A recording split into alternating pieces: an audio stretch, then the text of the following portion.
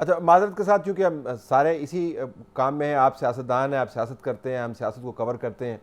لاہور میں جب عمران خان صاحب کا پہلا بہت بڑا جلسہ ہوا تو اس کے بعد مکمل طور پر یہی بیانیہ سننے میں آ رہا تھا کہ اس مرتبہ ہم نے پنجاب میں جو کرنا ہے لوگوں کو پتہ نہیں چلے گا کہ ان کے ساتھ ہوا کیا ہے. لیکن پھر ہمیں پتہ چلا کہ کوئی بہت بڑی کامیابی نہیں تھی. آپ کو پھر کیو لیگ کے اوپر انحصار کرنا پڑا، پنجاب میں حکومت بنانے کے لیے مرکز میں اتحادیوں پر انحصار کرنا پڑا. تو اس وقت بھی یہی جذبات تھے، لیکن نتائج کچھ ذرا مختلف تھے. جی، میں یہ سمجھ رہا ہوں کہ کبھی بھی اس طرح نہیں رہا.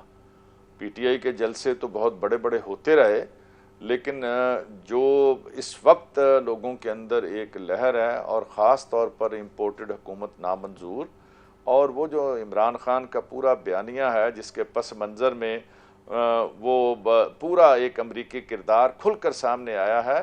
لوگوں نے اس بیانیے کو بائے کیا ہے، اور لوگ اس کی بات پر یقین کر رہے ہیں کہ یہ سچ بات ہے، اور یہ اسے انڈیپینڈنٹ اور غیر جانبدار خارجہ پالیسی کی سزا دی جا رہی ہے، اس کی خودداری کی سزا دی جا رہی ہے. یہ پاکستانیوں کے اندر، خاص طور پر نوجوان نسل کے اندر، ان کے ذہنوں میں یہ چیز راسخ ہو چکی ہے. پی ٹی آئی کی پالیٹکس کے اندر بھی کبھی اس طرح کی ویو نہیں آئی تھی. اب کے بعد یہ اینٹی امریکہ جو ایک ویو ہے، بڑا سویر قسم کی ویو ہے، اور اس کے ساتھ عمران خان نے جو اس کو ایک اسلامک ٹچ بھی دیا ہے، جو اللہ رسول کا نام لیتا ہے، مدینے کی ریاست کا نام لیتا ہے. یہ دینی طبقات کے اندر بھی جو اس کی دینی خدمات ہیں، اسلاموفوبیا کے بارے میں اقوام متحدہ سے جو ایک دن کا مقرر کروانا ہے، یہ ساری چیزیں اور یہ سارے فیکٹرز مل کے پی ٹی آئی کبھی بھی عوامی مقبولیت کی اس سطح پر ماضی کے اندر نہیں کھڑی تھی جہاں آج کھڑی ہے. آپ نے فرمایا آزاد خارجہ پالیسی کی سزا ملی، تو اس کے چیدہ چیدہ اوصاف کیا تھے؟ عمران خان صاحب نے کیا ایسا کام کیا کہ آپ کو لگے کہ ان کی خارجہ پالیسی بڑی آزاد تھی؟ دیکھیے، عمران خان صاحب نے ہمیشہ جو آپ بڑا آپ زبان زد عام ہے، اور ایک یہ اصطلاح بن گئی ہے ایبسولوٹلی ناٹ، اور وہ بھی سارا اس کی ڈیٹیل میں نہیں جاؤں گا، وہ سارے پتہ ہے، عوام کو بھی پتہ ہے. پھر رشیا کا جو دورہ ہے جس کے بارے سے منع کیا گیا، اور اس میں سارے لوگوں کو اعتماد میں لے کے عمران خان نے پاکستانی قوم کے لیے وہاں پر سستی گیس کی فراہمی کے لیے، گندم کی فراہمی کے لیے، باقی معاملات کے لیے ایک آزادانہ ایک خارجہ پالیسی کی بنیاد رکھنے ہم جا رہے تھے، جس کی سزا دی گئی ہے. اس کی جو میں یہ سمجھتا ہوں کہ ماضی کے اندر مثال نہیں ملتی. تو عمران ڈیڑھ خان دن وہ کا ایک سمجھتے دورہ ہیں اور دو کہ یہ الفاظ، خود یعنی سر. ایبسولوٹلی ناٹ، یہ آزاد خارجہ پالیسی ہے؟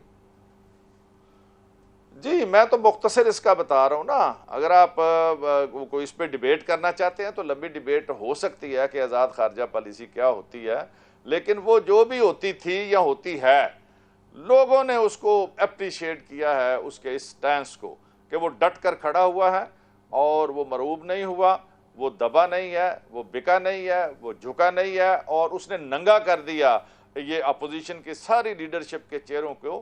ہمیں تو سب سے زیادہ فائدہ یہی ہو گیا کہ زرداری صاحب جو امام انقلاب بنے ہوئے ہیں، ان کے دائیں طرف شہباز شریف ہے، بائیں طرف فضل الرحمان ہے. ہمارے لیے تو یہی کافی ہے کہ لوگوں نے دیکھ لیا، ہاں جی اب یہ لوگ لا کے انقلاب لائیں گے.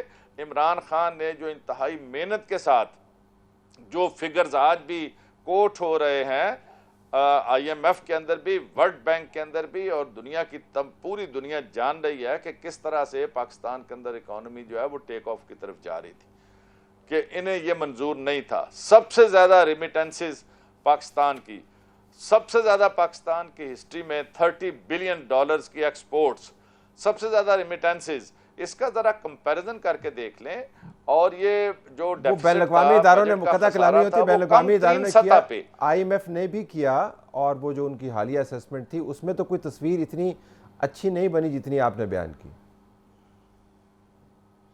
میں یہ سمجھ رہا ہوں کہ آپ ذرا اس پہ کسی وقت اسپیشل پروگرام رکھیں، ٹھیک میں وہ سارا ڈیٹا، ٹھیک ہے فیکٹس اینڈ فگرز لے ٹھیک کے ہے. آ جاؤں گا کہ اب اتنے گئے گزرے حالات کے باوجود ہماری جو گروتھ ریٹ تھا وہ کیسے بہتر ہو گیا. کووڈ کے اندر بہترین طریقے کے ساتھ پوری دنیا میں جو 2-4 ممالک تھے، ان میں سے پاکستان سر فہرست کو، جس کو اپریشیٹ کیا گیا ان کی پالیسیز کو.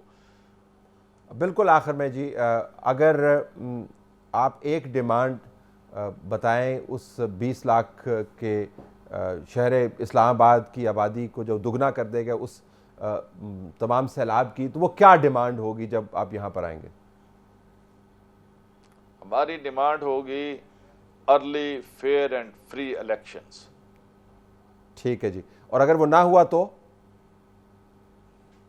اگر نہ ہوا تو پھر دما دم مست قلندر ہوگا، پھر جیلیں بھریں گے، لوگ تیار ہیں، لسٹیں بنی ہوئی ہیں، کہتے ہیں ہم اپنے آپ کو والنٹریلی پیش کر رہے ہیں، جیلیں بھر دیں ہماری، سسٹم نہیں چل سکے گا، چوک ہو جائے گی ہر چیز۔